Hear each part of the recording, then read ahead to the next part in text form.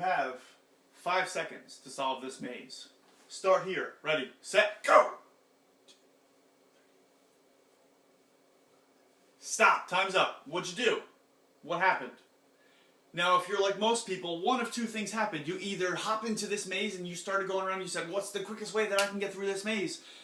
And if you're like the other person, you'd be asking, where's the finish line?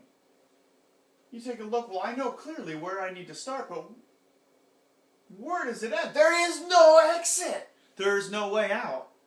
And so if you're that first person who just hopped in, like most of us in the world, we just hop into our lives, we hop into our relationships, hop into our career, and we have no clue where the finish line is. We have no clue what the end game, what the purpose, what the result, what the vision is. If you're like most people who do that, how long does it take you to solve this maze? It's impossible. It will take you forever. See, what's important, let's use this as a metaphor for figuring out where are we going. You know, entrepreneurs, people who start businesses, they're always asked the question, well, what's your exit strategy? You know, what are you going to do with the business when you're done? Because you are ultimately going to die. I don't know if you knew that. We're all ultimately going to die. So we have to either leave a legacy, pass it on, sell it, do something with that business. Now, your life is your business. You know, my wife and I, we have a relationship where we run it like a business. We have meetings. Yeah, I know. I want people 30 years from now to say, well, 5 years from now to say, what makes your marriage so successful? I just want to say we have weekly meetings. We meet for 15 minutes a week. We talk about what's going really well.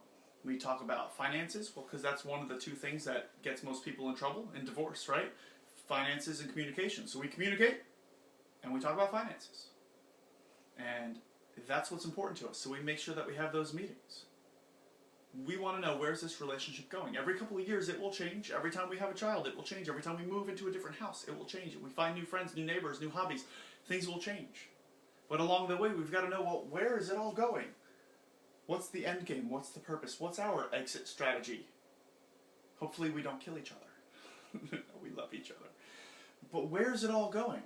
So in your life, what's important in your personal life? Where is it going? Where is it taking you? In your relationships, in each of those relationships, where's it going? Is this a relationship that you see yourself being a part of for a very long time? And if you think about it, we become like the people we hang around most. You know, if you want to be an expert tennis player, do you go play with someone who sucks? Or do you go play with a pro? You go play with a pro. I mean, going to play with someone who sucks makes you feel really good. You're like, yes, I'm good, I'm good, I'm good, I'm good. And over time you're going to get what? Bored! That's not fun to play like that. And the other person's they're not going to have fun either.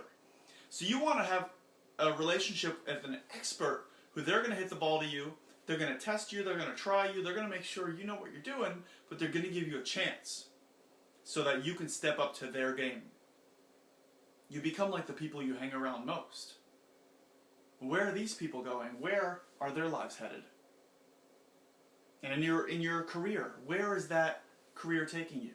See, because you could have a job, which, you know, the ultimate goal of a job is the paycheck. You get a job, I have a job, every 2 weeks I get my paycheck. Give me my money. You can have a career, which the purpose of a career is ultimately to get promoted. Right? To get promoted up and up and up and up until you start a new career, and you can start that career at a higher level. Up and up and up, and now that next career you start up and up and up, and you continue to move up the ranks.